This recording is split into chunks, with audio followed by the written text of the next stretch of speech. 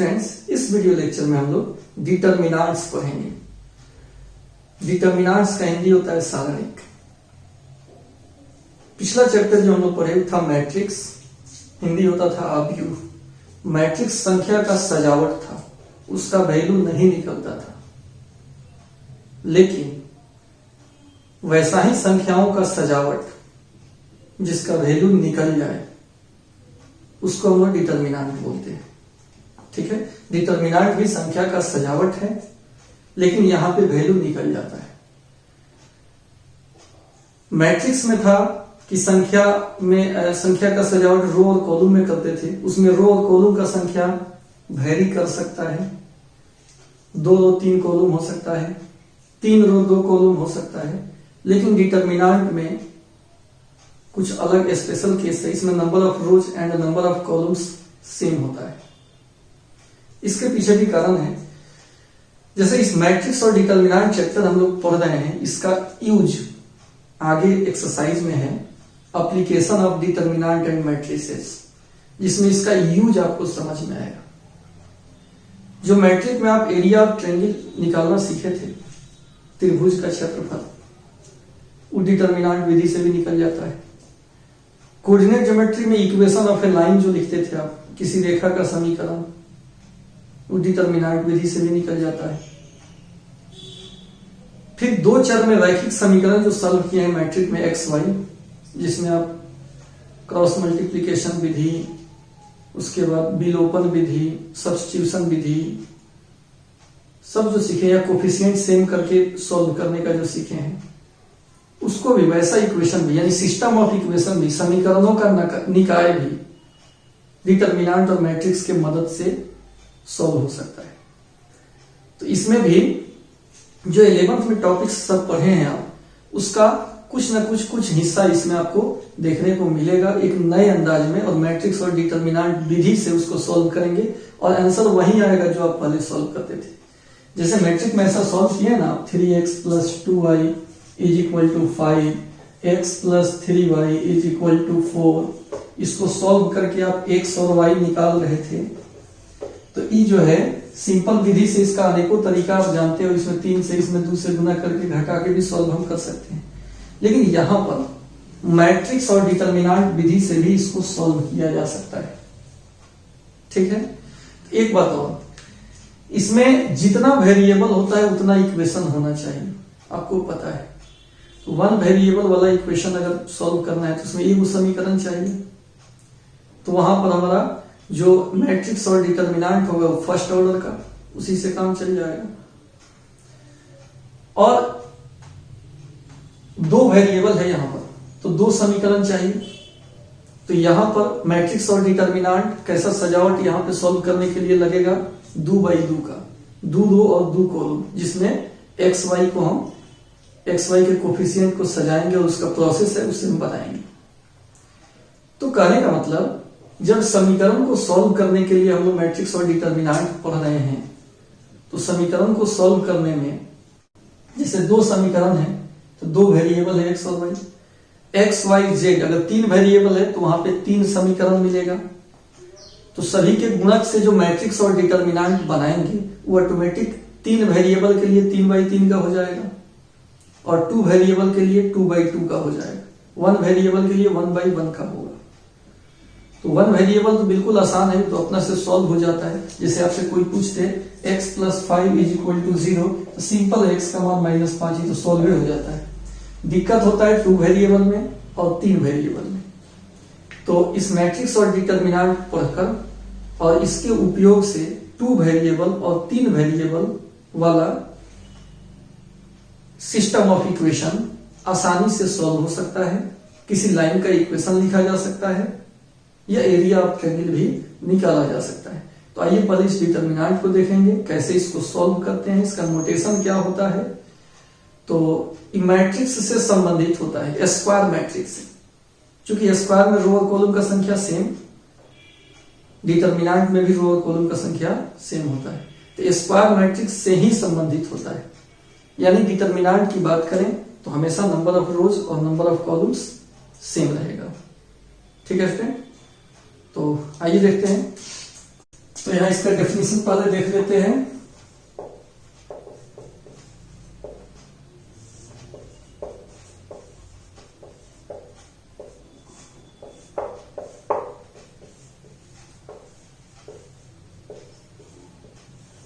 Determinant is a number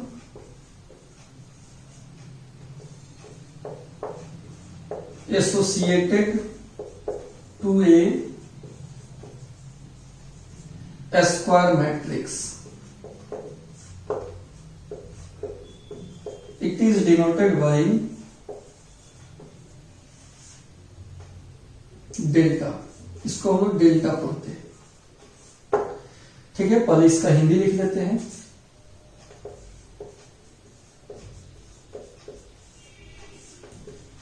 सारणिक एक संख्या है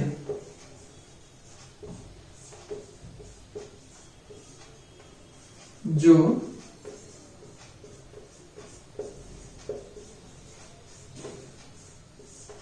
वर्ग आव्यूह से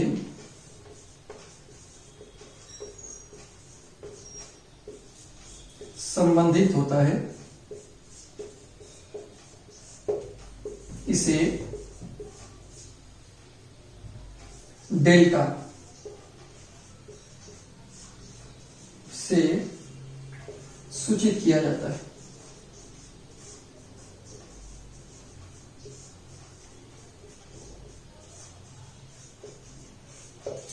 ठीक है, इसमें सारणिक एक संख्या है जो वर्ग आव्यूह से संबंधित है। वर्ग आव्यूह से संबंध कैसा ये बता दिए, क्योंकि स्क्वायर मैट्रिक्स में भी नंबर ऑफ रोज सेम होता है, इसमें भी नंबर ऑफ स्क्वायर मैट्रिक्स में number of row number of column same होता है। वैसे ही डिटर्मिनेंट में भी नंबर ऑफ रो और नंबर ऑफ कॉलम दोनों क्या रहेगा, सेम रहेगा।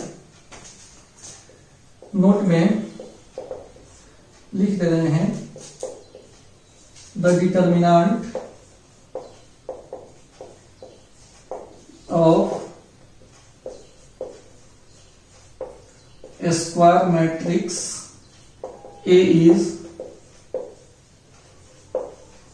denoted by,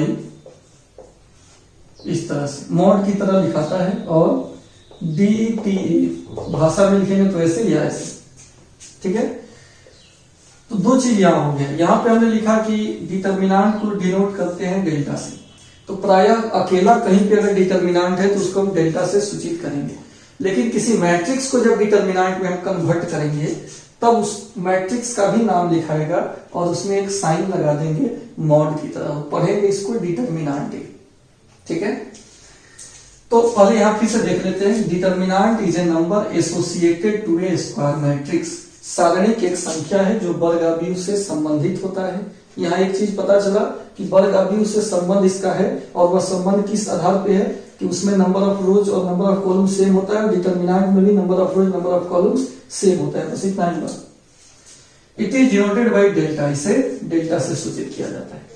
यहां पे लिखा कि the determinant of a square matrix A is denoted by इतना या इतना, या इतना इज रीड एज डिटर्मिनेंट ए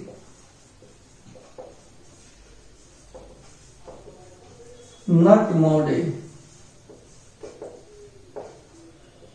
इसको हम लोग क्या पढ़ेंगे, डिटर्मिनेंट ए पढ़ेंगे, मॉड ए नहीं पढ़ेंगे इसको।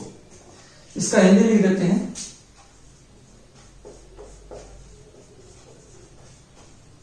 वर्ग आव्यूह ए के सारणिक को डिटर्मिनेंट ए या DETA द्वारा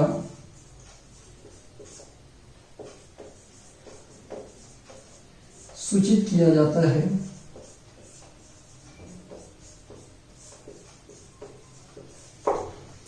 दूसरा बात कि यहां जो संकेत लिखे हैं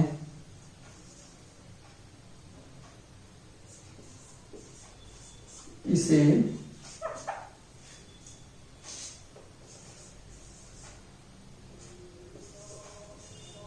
डिटर्मिनेंट ए पढ़ते हैं, न कि मॉड ए। हिंदी है। तो क्या सीखे यहाँ पे कि यहाँ ये जो संकेत लिखा है इसको हम लोग क्या पढ़ेंगे, इसे डिटर्मिनेंट ही पढ़ते हैं, न कि मॉड है। मॉड है इसको नहीं पढ़ते, इसको हम लोग क्या पढ़ते हैं, डिटर्मिनेंट ही पढ़ते हैं। तो आप देख लिए कि वर्ग अवयव ए के सारणी को डिटर्मिनेंट ए या DETA द्वारा सूचित किया जाता है। कैसे सूचित किया जाता है ये भी पता चल गया। अगर मैट्रिक्स दिया है तो इसका डिटर्मिनेंट कैसे बनाएंगे ये भी आपको एक आइडिया, एक फील आ रहा होगा कि इसमें केवल यहाँ पे मॉड टाइप का साइन लगा देना है। जैसे एग्जांपल में देखिए, अगर कोई मैट्रिक्स A बराबर अगर 5 ये मैट्रिक्स में है तो देन इट्स डिटर्मिनेंट, इसका डिटर्मिनेंट क्या होगा बोलिए,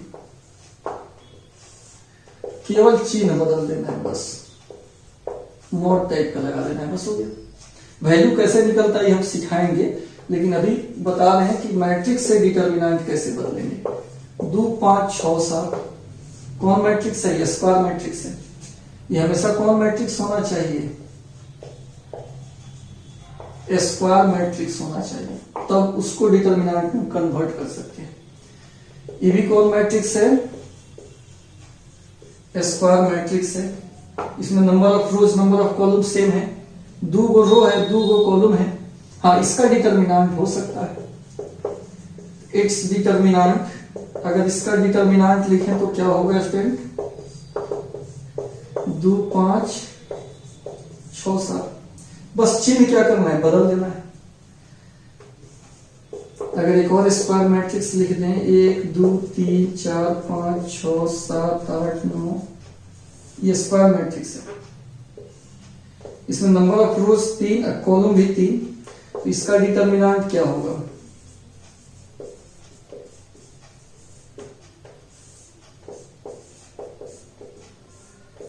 एक 2 3 4 5 6 7 8 9। तो यहां क्या सीखे कि अगर आप मैट्रिक्स को कैपिटल ABC आदि से सूचित करते हो तो उसको मॉड की तरह लगाकर लिखें तो हमारा डिटर्मिनेंट हो जाता है इसका।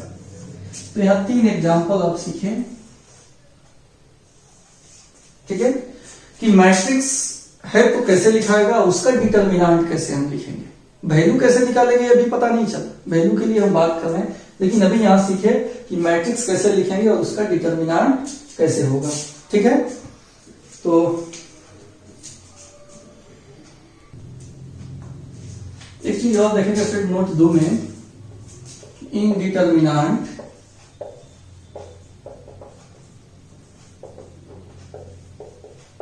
Number of rose and number of columns are always equal।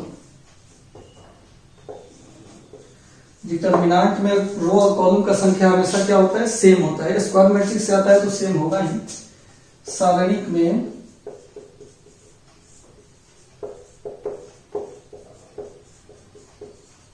पंक्तियों तथा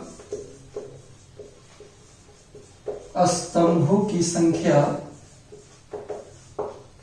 हमेशा समान रहता है। नोट 3 में देखिए, यहां पर क्या होता था कि ऑर्डर ऑफ मैट्रिक्स अगर लिखना हो तो कैसे लिखते थे, number of rose by number of columns, ठीक है। जैसे यहां पर अगर कोई मैट्रिक्स है 2 3 4 5 6 7 और इसका ऑर्डर लिखना हो स्टूडेंट, तो कैसे आप लिखते थे, 2 गो रो है और 3 गो कॉलम है, 2 बाई 3, ठीक है। x के अलॉन्ग 2 है, जो x के अलॉन्ग होता है रो होता है, y के अलॉन्ग होता है कॉलम होता है। तो 2 गो रो और 3 गो कॉलम, तो 2 बाई 3 का बना ये ऑर्डर। लेकिन बट इनडिटर्मिनेंट, डिटर्मिनेंट में क्या होता है, ऑर्डर लिखना हो तो क्या होता है, नंबर ऑफ रोज या कॉलम्स। रो या कॉलम दोनों में से किसी एक का संख्या आपको लिख लेना है, दोनों सेम ही होता है, किसी एक का संख्या लिख लेना है। जैसे यहां पर कोई डिटर्मिनेंट दे दिए, तो इसका ऑर्डर अगर पूछे कितना ऑर्डर है इसमें, एक दो एक कॉलम है, तो रो या कॉलम किसी का संख्या एक ही, फर्स्ट ऑर्डर हो जाएगा इसका। अगर ऐसा कहें डिटर्मिनेंट है ए बी सी डी, तो इसका ऑर्डर पूछेंगे सेकेंड ऑर्डर 2 हो जाएगा। 2/2 यहां नहीं लिखना है, यहां 2/2 नहीं लिखना है। मैट्रिक्स में 2/2 होता था, 2/3 होता था, लेकिन इसमें आपको सिंगल डिजिट से काम चलाना है। अगर ऐसे हो A B C D E F G H I, तो इसका ऑर्डर कितना हो जाएगा, 3 हो जाएगा। ठीक है, थर्ड ऑर्डर का डिटर्मिनेंट बोलेंगे, इसका मतलब ही हो गया कि उसमें 3 रो 3 कॉलम होगा, क्योंकि कॉलम का संख्या रो का संख्या आपस में क्या होता है, सेम होता है। तो 1 डिजिट से ही काम यहाँ पे ऑर्डर का चल जाता है। तो इसका स्क्रीनशॉट लीजिए।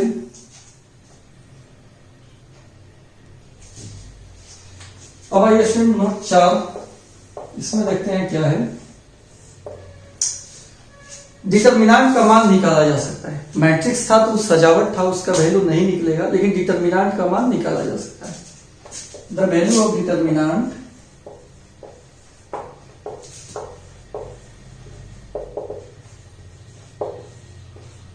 कैन बी ऑब्टेन्ड, यानी सारणी का मान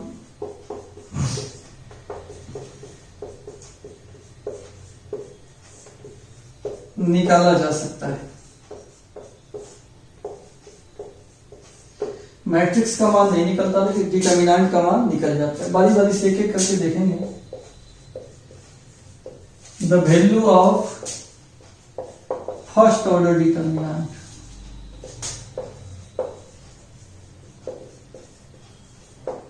फर्स्ट ऑर्डर डिटर्मिनेंट का वैल्यू कैसे निकालेंगे फ्रेंड? तो देखिए, फर्स्ट ऑर्डर के डिटर्मिनेंट में मात्र एक एलिमेंट होगा अंदर, जो एलिमेंट होगा वो बाहर आ जाता है।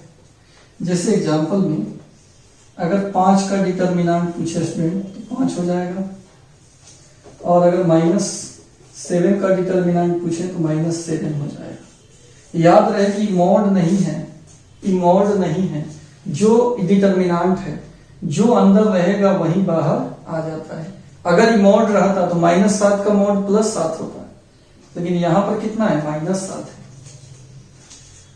फिर इसके बाद हेडिंग हो जाएगा the value of second order determinant.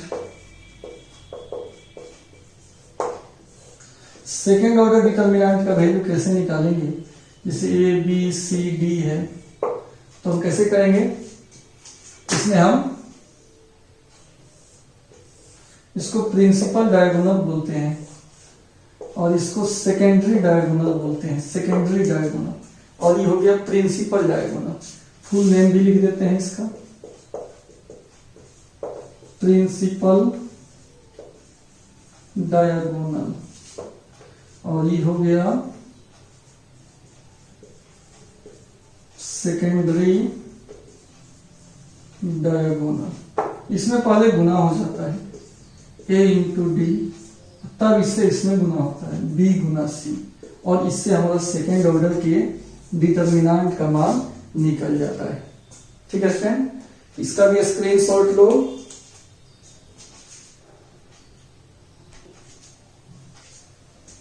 जैसे इस पर एक एग्जांपल देखते हैं हम लोग। जैसे मान लीजिए डिटर्मिनेंट दिया है 5 1 2 7, तो कैसे निकलेगा इसका वैल्यू? पहले प्रिंसिपल डायगोनल में गुना होगा, 5 गुना 7, फिर सेकेंडरी में 2 इंटू 1, 35 माइनस 2, 33 आंसर हो जाएगा। ठीक है, अगला देखिए,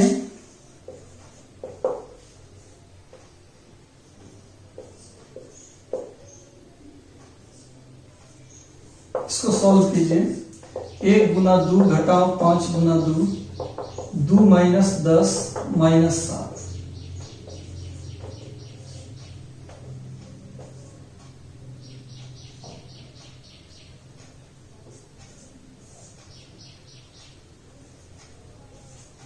इसको सॉल्व कीजिए। 1 गुना 2 माइनस 1 गुना 2, 2 घटा 2 0 आ गया। अच्छा, इस तीनों रिजल्ट को देखकर अब आपको यकीन आ गया होगा कि मॉड नहीं है। क्योंकि मॉड रहता तो हमेशा वैल्यू पॉजिटिव देता। तो इस डिटर्मिनेंट का मान +33 आया, इस डिटर्मिनेंट का मान -7 आया और इस डिटर्मिनेंट का मान 0 आया। कहने का मतलब डिटर्मिनेंट का मान प्लस, माइनस या 0 हो सकता है, लेकिन मॉड का मान क्या होता था? माइनस में होता था? नहीं, मॉड तो हमेशा प्लस में वैल्यू देता है। तो मॉड और डिटर्मिनेंट में अंतर समझ में आ गया। अब तो आपको भरोसा हो गया कि यह जो हम चिन्ह दे रहे हैं वो मॉड का नहीं है। अगर मॉड का रहता तो इसका मान -7 आता ही नहीं, हमेशा कौन सी आता? +7 आता। समझ गए बात को? तो इसको लिखिए। तो इसमें अगला पॉइंट हम लोग लिख सकते हैं, the value of determinant may be positive, negative and 0। यानी सारणी का मान धनात्मक, ऋणात्मक या शून्य हो सकता है। सारणी का मान धनात्मक, ऋणात्मक या शून्य हो सकता है। तो ये हम लोग सेकेंड ऑर्डर के डिटर्मिनेंट के बारे में सीख रहे थे कि प्रिंसिपल डायगोनल में गुना करके सेकेंडरी डायगोनल के गुणनफल को घटा लेंगे तो इससे जो वैल्यू निकलेगा वह वैल्यू हमारा सेकेंड ऑर्डर डिटर्मिनेंट का वैल्यू होगा। जल्दी से इसका स्क्रीनशॉट लीजिए कि आगे फिर बताएं। इसके बाद स्टूडेंट हम देख लेंगे sign of determinant. Sign of determinant सारणी का चिन्ह। ठीक है, कुछ डिटर्मिनेंट्स का साइन कन्वेंशन है जिसको याद रखना होगा। फर्स्ट ऑर्डर के लिए केवल प्लस, सेकेंड ऑर्डर के लिए प्लस माइनस माइनस प्लस, हमेशा स्टार्ट प्लस से होता है फिर अल्टरनेट होता है। और थर्ड ऑर्डर के लिए plus minus plus minus plus minus फिर प्लस माइनस प्लस। याद रहेगा स्टूडेंट, प्लस से शुरू होगा, प्लस माइनस प्लस फिर माइनस प्लस माइनस, ऐसे करें। प्लस से शुरू होगा अल्टरनेट, फिर नीचे माइनस से शुरू होगा अल्टरनेट, फिर प्लस से शुरू होगा अल्टरनेट, ऐसे करके। तो हमको अभी थर्ड ऑर्डर की डिटर्मिनेंट का वैल्यू निकालना है। लिखेंगे the value of third order determinant.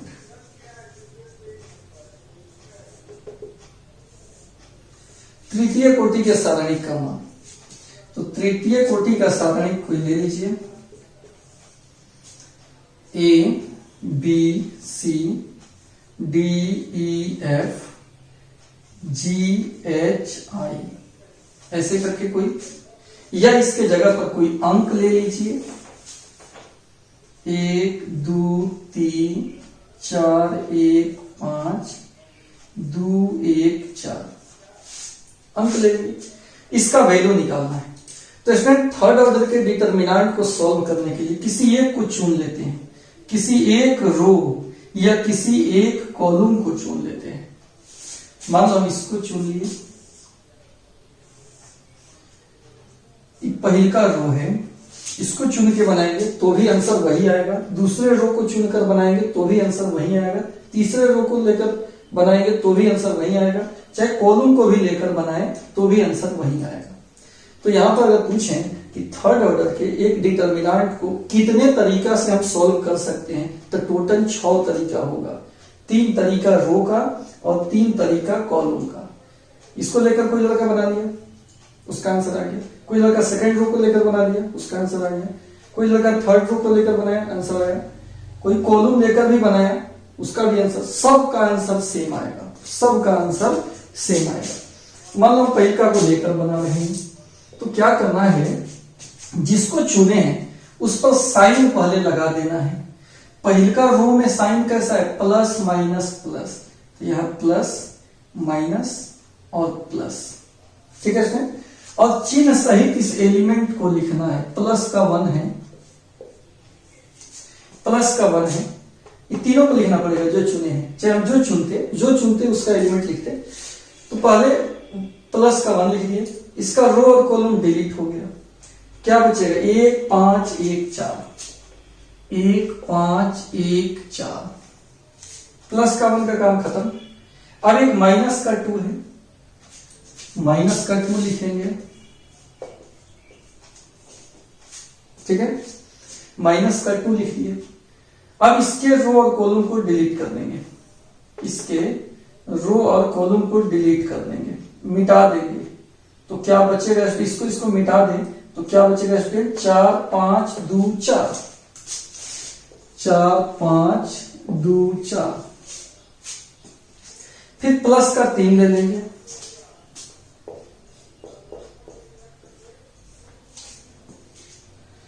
इसका रो कॉलम गए 4 1 2 1, 4 1 2 1, बस इससे आपका वैल्यू निकल जाएगा, ठीक है। मालूम चला कि कैसे बना रहे हैं, किसी एक को चुन लेना है, इसका एलिमेंट लिखना है, साथ में रो कॉलम गायब करके उसका डिटरमिनेंट बनाते जाना है। सेकंड ऑर्डर का प्रोसेस होता है कि थर्ड ऑर्डर के डिटरमिनेंट को पहले सेकंड में बदलिए, तब उसका आंसर मिलेगा। तो किसी को भी आप चुन के बना सकते हो, ध्यान रहे जिसको चुनेंगे उसका साइन लिखेंगे, जैसे पहिलका को चुने तो ये साइन लिखे, दूसरा को चुने तो माइनस प्लस माइनस लिखते, और ये चिन्ह सहित एलिमेंट लिखना है, साथ में उसी एलिमेंट का रो कॉलम गायब करके डिटरमिनेंट बगल में लिखना है। ऐसा तीनों के लिए, सब के बीच में प्लस होगा, यह आपका थर्ड ऑर्डर के डिटरमिनेंट का वैल्यू देगा। जैसे प्लस 1 इंटू गुना करेंगे तो 4 माइनस 5 माइनस 2, 4 4 का 16 माइनस 10 प्लस 3, 4 एकम 4 माइनस 2, 4 में से 5 गया माइनस 1, 16 में से 10 गया प्लस 6 में 2 से गुना होगा माइनस 12, 4 में से 2 गया 2 2 तिहाई प्लस 6, 12 1 13 में से 6 गया 7, ये आपका आंसर हो गया। आप घर पे चेक कीजिएगा, इसको भी चुनकर बनाइएगा, इसको भी चुनकर बनाइएगा, इसको भी चुनकर बनाइएगा, इसको भी चुनकर बनाइएगा, इसको भी चुनकर बनाइएगा, अनेकों तरीका से आप बनाइएगा, फिर भी आपका आंसर -7 ही आएगा। इस सवाल का, इसमें अंक बदल है तो वैल्यू दूसरा हो जाएगा, लेकिन एक सवाल को अनेकों तरीका से अगर बनाए, किसी को भी चुन कर बनाए रो या कॉलम, तो आंसर सेम ही आता है। बात समझ गए? इस सब बात को नोट में लिख लेना है। There are 6 ways to expand a third order determinant, ठीक है। तृतीय कोटि के सारणिक के विस्तार का कुल 6 तरीका है। 6 तरीका से इसको एक्सपेंड आप कर सकते हो, पहला दूसरा तीसरा लेकर, ये पहला दूसरा तीसरा लेकर, किसी को भी लेकर, यानी कुल 6 तरीका से कर सकते हैं थर्ड ऑर्डर की। दूसरा कि किसी भी रो को लें या किसी भी कॉलम को लें तो वैल्यू क्या आएगा, सेम आएगा। If we select any one row और कॉलम,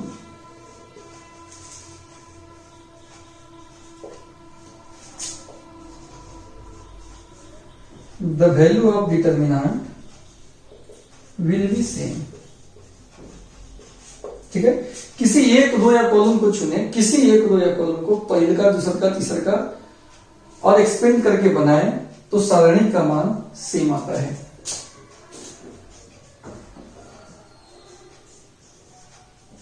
किसी भी पंक्ति या स्तंभ को चुनने पर सारणिक का मान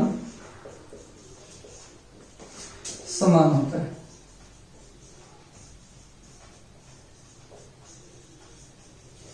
ठीक है, जो आप चुन रहे हैं ना, पहले का को चुनिए, दूसरा का को चुनिए या तीसरा का को चुनिए, पहले का कॉलम को चुनिए, दूसरा कॉलम को चुनिए या तीसरा कॉलम को चुनिए, किसी भी पंक्ति या स्तंभ को चुनकर अगर एक्सपेंड करेंगे और डिटर्मिनेंट का मान निकालेंगे तो मान नहीं बदलता है, हर केस में मान क्या आएगा, सेम आएगा।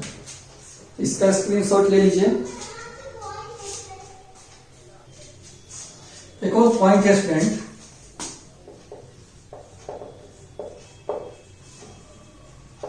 फॉर इजी कैलकुलेशन, आसान हल के लिए, we expand the determinant along that rows or columns in which number of zeros is maximum.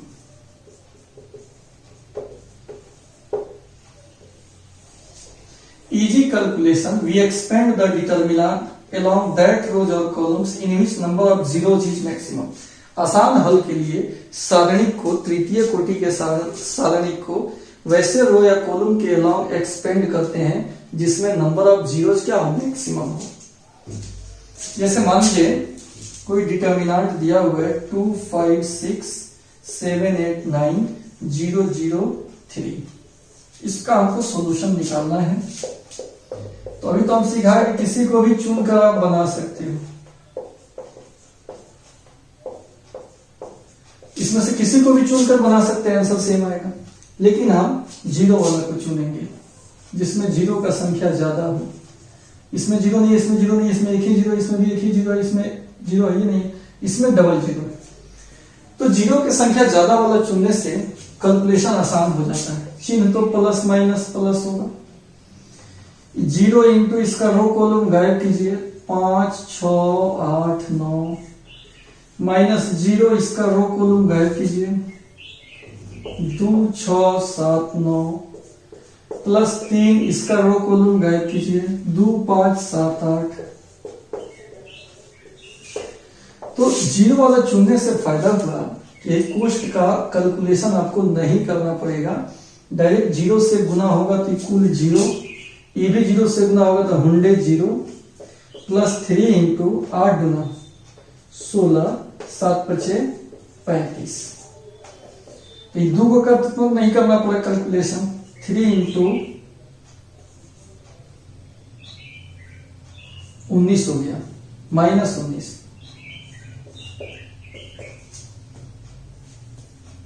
-3 57। इस तरह से आसानी से हम सॉल्व कर लिए। आप इसको भी चुनकर बनाइएगा तो भी आंसर -57 ही आएगा, लेकिन बनाकर देखिएगा उसमें कैलकुलेशन तीनों का करना पड़ेगा। यहाँ 2 का नहीं करना पड़ा है, बच गए हैं, केवल एक ही का कैलकुलेशन करना पड़ा है। ठीक है, तो आशा है कि हम जो कहें बात आप समझ गए हैं कि इसमें आसानी हो, कैलकुलेशन में आसानी हो, इसके लिए डिटर्मिनेंट को एक्सपेंड करेंगे, वैसे रो या कॉलम को लेकर डिटर्मिनेंट को विस्तार करेंगे जिसमें नंबर ऑफ जीरो का संख्या क्या हो, ज्यादा हो। तो आपका ये अभी और भी कंसेप्ट इसमें है डिटर्मिनेंट का, लेकिन आपके एनसीईआरटी का 4.1 एक्सरसाइज डेफिनेशन ऑफ डिटर्मिनेंट पर आधारित कुछ क्वेश्चंस है, वो इस पर आसानी से सॉल्व हो जाएगा। तो आशा है कि आप उसको सॉल्व कीजिएगा। आपसे नहीं बने तो फिर इसके नेक्स्ट जो वीडियोस है उसको खोलकर आप देखिएगा, उसमें आपको सोल्यूशन भी मिलेगा। लेकिन आप अपना से पहले जरूर बनाइएगा। आपके लिए होमवर्क हो गया 4.1 बुक एनसीईआरटी, अलग बुक का भी बनवाएंगे, पहले एनसीईआरटी करवा देते हैं।